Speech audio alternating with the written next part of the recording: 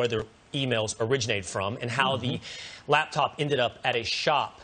Both of those details seem to have been authenticated. The second is this important and accurate information that you should have access to when factoring in who you might vote for? Well, according to many in the media, the answer is no. You should not be hearing these details. You should not be reading these stories. You should not devote any minutes of coverage to these Hunter Biden stories. This is what went down on many mainstream media outlets over the past several days. ABC, 0 minutes of coverage. CNN, 0 minutes of coverage. NBC, 45 seconds of coverage. CBS and MSNBC both stretched their legs into a little over 4 minutes of coverage in a 92-hour period. Again, is potential influence peddling important to how you decide this country will be run? But more importantly, perhaps, should you even be allowed to factor that into your decision-making, Jedediah? Yeah, I don't even know what world we're living in anymore that you can't ask a question. A story like this comes out, your gut reaction should be, all right, let's figure out if it's true. Let's dig in, and instead of let's push it to the side, hope it goes away, or let's ignore it, or frankly, let's believe everything in it in second one. So there's just a lack of interest that's really concerning in terms of getting to the bottom of the story. It's an election season. I get it. It's close. Everyone wants to stay in their political lane, but it does a huge disservice to the voters when you don't ask the important questions. And I did notice some journalists even took heat. They were just retweeting the story itself without commentary, and they took heat for even doing that on social media, which is absolutely absurd. If you go directly to Joe Biden, though, it's interesting what he had to say. He was asked about this story in particular on Friday, and this was his response. Mr. Biden, what is your response to the New York Post story about your death? I know you'd ask it. I have no response. It's another smear campaign. It's right up your alley. They're the questions you always ask. I have no response because I don't have to ask because they won't press me on it, and I know they're my friends. And it's another smear campaign which won't be proven by the so-called mainstream networks because they won't cover it. Here's what we know. Hunter Biden dropped off a laptop. The contract he signed said 90 days later it's not his property anymore. The guy who had it at the shop turned it into the FBI and made a copy and has it. We also know that these emails have been confirmed by people who received them as well as valid. Will, you mentioned the two questions, and they're right. I'd add a third. What did Joe Biden know? How involved was he? These emails refer to, I got to get 10% to Pops or 50% to Pops. In multiple emails, he's referring to his father, clearly using his father's leverage to get the access and the money. Joe Biden said he didn't know anything about it. Was this guy just running around like a vacuum cleaner, sucking up the fumes of his father's vice presidency? Or did Joe Biden know exactly what Hunter Biden was doing, or at least enough tacit knowledge to know that, hey, he's making some shady deals, and I know that if he asks for a meeting, I should probably take it, and we'll call it informal, and just the meeting itself is enough to solidify more money for Hunter, and maybe some money shows up in my account. I don't know. But those are the types of questions you would want to be asked of someone who wants to be the leader of the free world, staring down Ukraine, staring down the communist Chinese. That's what the New York Post put out there. That's what they laid out. And it wasn't hacked material. This guy got the material through the laptop that was forfeited by Hunter Biden. It's all excuses to suppress it. I believe we have the cover of the New York Post this morning. It says, "Twit for tat." And what has happened to the New York Post now is their Twitter feed has been suppressed until they delete their own reporting. I can't think of anything more dangerous than a social media company blocking a publisher, the fourth largest newspaper in America, saying you can't tweet anymore on your own reporting until you delete your own tweets of your own reporting. It's unbelievable. So, well, I think that's why when you look at these tech executives testifying, will we get answers? I don't know. Joe Biden's role in this scandal is obviously center to the entire issue. When I bring up two scandals, when I break it down into two different areas, what I'm talking about is this. The actual content of the scandal, of potential influence peddling, is one scandal. What might be the bigger scandal is the suppression of information from the American voter, from the American consumer. Twitter, Facebook, social media companies not even allowing you to know about this story might be the biggest scandal involved because it means we don't get full information on our decision-making in this country. The Republican National Committee has now filed an FEC complaint against those big tech CEOs. This is what they said. As of this filing, Twitter's engaged in arguably the most brazen and unprecedented act of media suppression in the country's history, and it's doing so for the clear purpose of supporting the Biden campaign. Democrat media consultants can only dream of such abilities through its ad hoc partisan oppression of media critical of Biden.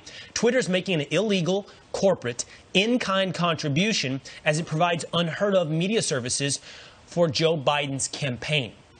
An electorate, Jedediah, has to be informed. We're watching information suppressed. Yeah, it's not their job to decide what we should and shouldn't see. Sometimes it seems arbitrary, and sometimes it seems highly agenda-driven.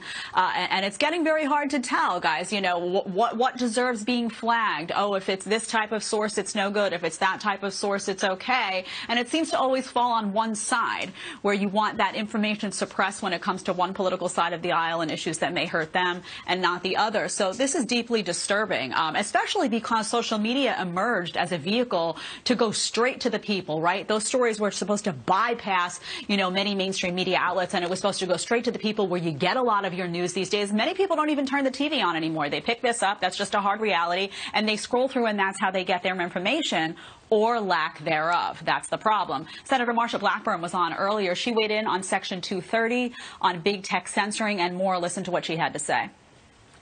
What we are looking at is Section 230 and the reforms that are going to be necessary for Section 230. Now, this deals with that liability protection shield that big tech has been hiding behind and censoring, using to censor conservatives, censor many of our entertainers. And this is one of the things that our legislation, the Online Freedom and Viewpoint Diversity Act, which Chairman Wicker and Chairman Graham have each joined me in this legislation. What we would do is turn that shield back into something that is transparent by saying, here is when you can use it, here is when you cannot use it. We know exactly what this is. It's utterly predictable. We remember the after action from 2016. A lot of these tech companies were browbeat for allowing Donald Trump, allowing Republicans to actually be a part of the conversation, and they effectively said never again. And when we showed the graphic last hour of 99% of the donations given by Twitter employees are to Democrats, they're on hyperdrive to suppress anything that would help, anything that would hurt Joe or anything that would help Donald Trump. But this past week, in addition to the conversation about the presidential election, of course, Amy Coney Barrett did a fantastic job testifying, and they really had nothing to bring at her. But what became part of the conversation was Senator Feinstein, who's the ranking member, and the chairman is Lindsey Graham, and this exchange that they had at the committee hearing where they hugged, showed some collegiality, and the left is going after Dianne Feinstein for befriending Lindsey Graham and not going hard enough on Amy Coney Barrett. Will, we talk about cancel culture all the time.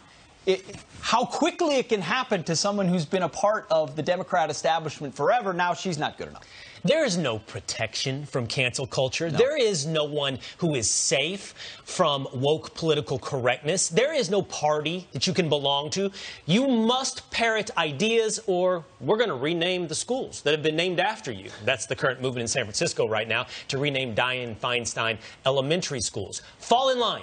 That's all you need to that's all you need to understand. Fall in line is the message over and over. Yeah, it's parrot the line that we accept, that we want you to parrot, or be excommunicated, so to speak. And it's really disturbing.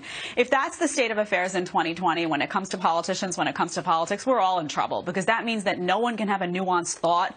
No one can deviate ever. That real debate and discussion is not welcome anymore in American politics. That's the whole purpose of American politics, is to figure stuff out. And we're not going to, the same way we do on this show every day. We figure stuff out. We talk to each other. We go back and forth. Sometimes we agree. Sometimes we disagree. We count on lawmakers to do that, and they're responsible for policy. So it's even more imperative that they be able to sit across the table and hear each other out. That should be celebrated, not condemned. Yeah, and let's remember, the only reason the hearings this week were civil is because Amy Coney Barrett is a bona fide Boy Scout who they had nothing on. And if they thought they had anything, they would have made it about that. Instead, she just held up her empty notepad and said, I don't need notes, you do. Next. All right, turning now to your headlines. That will help ensure more long-term balance and stability. My youngest daughter is transgender. How will you, as president, reverse this dangerous and discriminatory agenda? Joe Biden answering questions from two voters with ties to high-profile Democrats at his town hall on Thursday, including one who previously worked as a speechwriter in the Obama administration. Here to react to the growing backlash is former Clinton strategist and chairman of the Harris poll, Mark Penn. So, Mark, you see this stuff and it's deeply concerning because you want to believe that these town halls exist to give regular people a chance to voice their questions, and that's not what's happening in many cases. Is this a big issue? Look, newsflash, every campaign tries to get favorables into their town halls, and then some people who are favorable try to get in. I don't think this is a particularly big issue. I think a bigger issue is a poll question we had recently where we asked people, is the press easy or hard on President Trump? 65% said hard. And then we said, are they easy or hard on Joe Biden? And 65% said easy. So I think the disparity of treatment overall is really the big issue. And the public sees that and is wondering, can they rely on the media anymore, given this disparity in the questions they do and the things they set up? I think that's the big issue. But the problem is that it looks strategic, and it very well may be strategic. But the reality is there is a difference between a Republican or a Democrat voter asking a question and a Republican or Democrat that's been in politics and been a political operative for many years and has a very specific political agenda asking a question. Is it not a distinction? And oftentimes the audience isn't aware of that unless cases like this are divulged. Well, of course it's a distinction. I mean, obviously in these town halls, people are presented as kind of spontaneous, average voters who have been selected. My point is that on the other hand, we have a cynical electorate that also realizes that more likely than not, the voters participating in these things are not. And in fact, it's very hard to find really neutral people, in a race where under 10% are undecided. Mark. But honestly, Mark, if that's the case, then the whole thing is a sham, right? Then why do it at all? Because the whole point is to get to the heart of voters. And if you're just trying to strategically place people for a political agenda to say this or that, that's not a town hall. So let's just call it what it is now. Let's just get rid of the town hall altogether and say this is an event for strategically chosen operatives for political campaigns. Proceed. Well, Trump had people who were favorable to him at his. I'm saying, on both sides. I'm saying this is not about just Democrats. I'm saying on both sides. These town halls are not, look, isn't it better to have a press that asks, good questions about, about the issues than it is to try to set up a town hall? Look, sometimes we've had some good debates with real voters when they're really screened well, but I think either is hastily put together defense for that. I hate to interrupt you. We have to wrap, but love having this conversation with you and hope to have more coming up. Thanks so much, Mark. Thank you. Coming up, we've got Joe Biden admitting that he made a mistake when he backed the 1994 crime bill. But is it bill was a, quote, mistake? Was it a mistake to support it? Yes, it was. But here's where the mistake came. The mistake came in terms of what the states did locally. What we did federally, we said it was, and you remember, George, it was all about the same time for the same crime. Our next guest calls his acknowledgement meaningless. Here to explain, Black Voices for Trump Advisory Board member Dr. Carol Swain. Doctor, always love having you. Thanks for being here. He didn't just vote for this bill in 1994. He was one of the leaders of it, yet he's saying it wasn't me, but, just a mistake. Right. He helped craft that bill.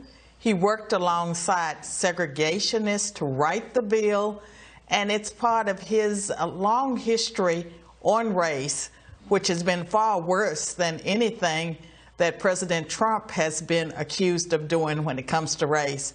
Joe Biden is responsible for the disparity in how crack cocaine and powdered cocaine was treated, and as well as the sentencing guidelines that made it difficult for judges to adjust sentences or for people to get parole. Help me out here, because his answer was confusing. He basically said, well, the states messed it up. Well, the Biden campaign tried to clarify what Joe Biden was saying, because none of us could make sense of it. And this is what they said. They said VP Biden was talking about the 86 crime bill. That's the one that included mandatory minimums for drug offenses. In fact, the 1994 crime bill did not, which was what VP and George were discussing. So 86 or 94, he's still a senator, still pushing it. What are they trying to explain away here? Well, first of all, that Joe Biden has called the 1994 crime bill the Biden bill. So he's responsible for that bill.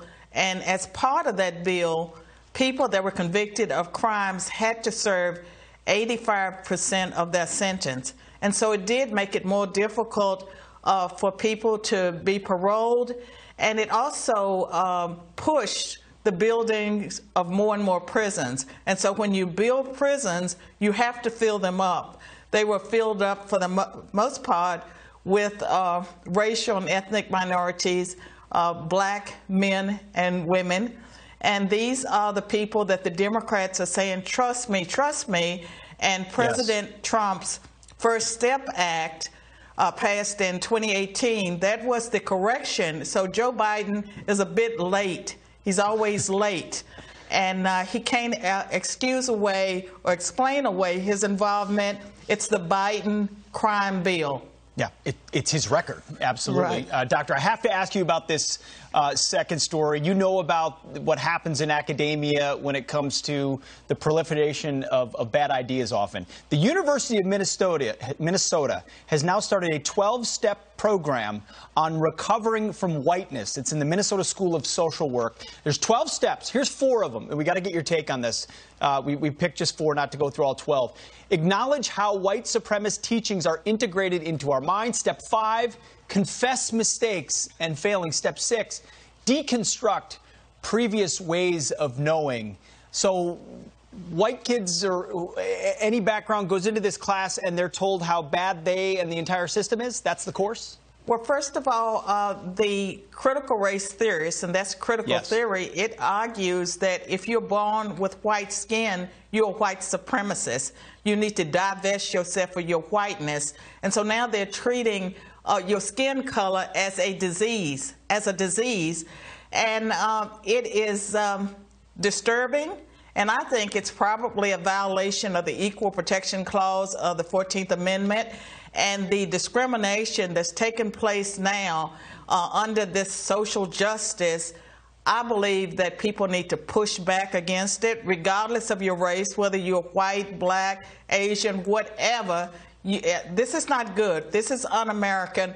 We have to stand up to it. It's not acceptable to shame young white kids. If it's wrong to do to black youth, it's also wrong to do to white youth and white adults. And for people that are going along with it, you're wrong. You need to stand up to it. Yeah, as my friend Will Kane has pointed out oftentimes, we've stopped treating people as individuals, and now we want to lump them back into groups for things that they can't affect and going backwards as a result. Dr. Carol Swain, thank you so much for your insight on this. We appreciate it. All right, still ahead. President Trump campaigning in Wisconsin today. So what will it take to win? Now we're going to bring in Sean Duffy, former Wisconsin congressman and Fox News contributor, and our friend Rachel Campos Duffy, Fox News contributor and the host of Moms on Fox Nation, which is one of my favorite shows to watch on Fox Nation. Welcome, both of you. It is so great to have you both here together. Amazing. We've been waiting for this. Hey, guys. Good to be with you, too. We've been waiting, too. Yes, and it's great news, Sean, that you've joined the team and on a big news day. And the next 17 days are going to be intense. So glad to have you here. We're looking at President Trump's upcoming campaign stops. And if you take a look, we're going to show them on the screen. But the place we want to talk to you about is Wisconsin, which is your home state. What are you hearing on the ground in Wisconsin? It's a pivotal state, obviously. A lot of eyes are going to be on it in the next few weeks. What are you hearing from voters right now? So first of all, in Wisconsin, like around the country, there's incredible enthusiasm for President Trump. I mean, the week that President Trump got coronavirus. He was supposed to be in Janesville, Wisconsin. He's going to be in Janesville today. But what I think is happening right now, if you look at the week of the debate and you look at the week of coronavirus for President Trump, he was cascading in the polls. That was the same week as Billy Bush in 2016. And since that time, President Trump has been coming back. And I think that the factors that, the Joe Biden tapes have come out, which has angered those independent and reluctant Trump voters, as well as you mean the Hunter Biden? Hunter Biden, yes. Thank you. Well, thank you. God, Rachel's here, right? But also that Facebook and Twitter is censoring this information has really angered people. And on top of that, Joe Biden wanting to pack the courts, I think, has made people think maybe he's not a moderate. I think he's really a left-winger. All those things together, I think, has created a surge for President Trump in our state. And many people are writing this race off like in 2016. This is far from over. I don't think people are picking up the enthusiasm gap on the two sides of the aisle. I want to get to that. Or the ground game. I just want to know the ground game. So the Trump team is going door to door. I keep saying this. There are no Biden people going door to door. They have made a decision that because of coronavirus, they're not even going to put on a mask and hit doors. Both of us know doors work, and that's why Trump has been able to identify more voters, persuadables, and I think that's going to make a difference on the ground. And he's talking to them. Yeah. Sean, it's great to see you. We're glad you're out of CNN jail. We're very happy that you're here. Thank you, Pete. We love having you here. It's good to be home. Absolutely. And Rachel, thank you for being his translator. Needed at times, not often, but we're glad. I got to get both of your take on this. This is a headline from Axios. It caught my eye. It said, Trump's advisors braced for loss. Point fingers. There's anonymous sources in here saying, hey, the polls look bad. We're not feeling very good.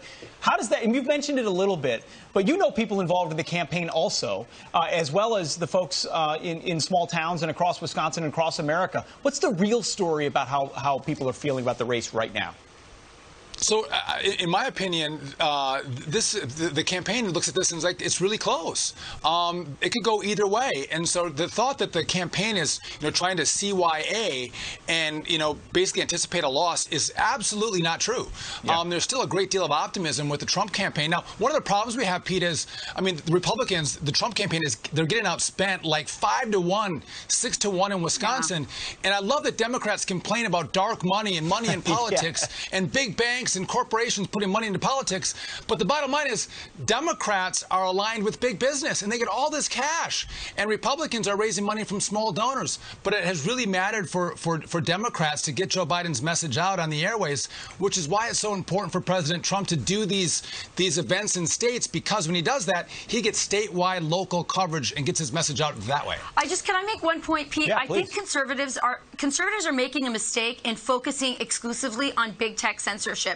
I think this story is a story about corruption first and foremost, and it is a story, I think, that has affected our foreign policy. We now know why Joe Biden said, oh, the Chinese, they're not bad people. Now we know why he said that. He was making money off of this. And the emails are damning. I know you talked about that earlier today. And so I think big tech censorship is huge. It's a long-term problem. It's something we've been dealing with for a while. But as conservatives, the main, and as Americans in general, the main issue and the main reason we need to get this story out right now is that this is somebody who is compromised in his foreign policy. Yeah. Rachel, you and I hosted this show together a few weeks ago, and I don't remember, you'll have to forgive me, is it 7 or 9 kids that you and Sean have? It was a lot. I just remember it was a lot. 9. 9. In fact, I just texted them because I heard little feet above, and I said, stop making noise. 9 kids, I think, makes you both experts on any topic when it comes to parenting, so I have one for you. Pete accused me a moment ago of almost losing my mind on this, so I'm going to try to ask it very neutrally. Disney Plus is adding negative depiction disclaimers to movies like Peter Pan and Dumbo to curb stereotypes. This is what Disney is saying about those types of films and the disclaimers that will come. This program includes negative depictions and/or mistreatment of people or culture. For the life of me, Rachel, I don't know that I've ever seen Dumbo, by the way. I can't remember offensive things in Peter Pan, but I don't know where we're going here. I don't know where we're going with continuing to censor everything. So listen, I looked at this. I'm okay with, first of all, I want a disclaimer on Robin Hood because that was definitely very pro-socialism, and that was a 1953 movie. So we could do this all day long. I think the main thing is, how far does this go? Is it just a disclaimer? Are they going to start taking out scenes? Are they going to censor it altogether? Are we not going to have a Peter Pan ride at Disney anymore? These are all questions we have. And I think, are we raising kids to learn from history or to just be offended by everything, and so we have to whitewash everything and take it away so their feelings aren't hurt? And also, I think what's important is that Disney has a group of advisors who are helping them decide which films. And if you look at them, they're very left-leaning groups. It's GLAAD, the LGBTQ group. It is the Black and Asian Film Critic Association. I see no one from a more traditional parenting group that's also advising, because we know that on Disney Plus they also have these sitcoms that are tackling a lot of sexuality and gender issues, and so I don't think anyone on the traditional side is advising Disney, and that's something parents should be concerned about. They should get the AARP to advise, because in the 101 Dalmatians and Cruella de Vil and ageism, or Sleeping Beauty and the Old Wicked Witch, AARP has to advise on ageism with Disney movies as well. That's a good point, Sean. Very good. It's all fair play. Yeah. We actually have a statement from the Walt Disney Company, and this is what it says. These stereotypes were wrong then and are wrong now. Rather than remove this content, we want to acknowledge its harmful impact, learn from it, and spark conversation to create a more inclusive future together. Disney is committed to creating stories with inspirational and aspirational themes that reflect the rich diversity of the human experience around the globe. So essentially now, I guess it looks like they're not going to remove content or censor it, but just provide these disclaimers. Your reaction? But the translation is, that may be true. I don't believe it. I think it's always a slippery slope. But the translation is also, don't worry, every other movie we do moving forward will be very woke. Very woke. Yep, that is the standard. All right, Rachel Campos Duffy, Sean Duffy, we love seeing you. Let's do it again soon. Maybe next weekend. Good to see you guys. Anytime, guys. We love you guys. We love you. Appreciate it.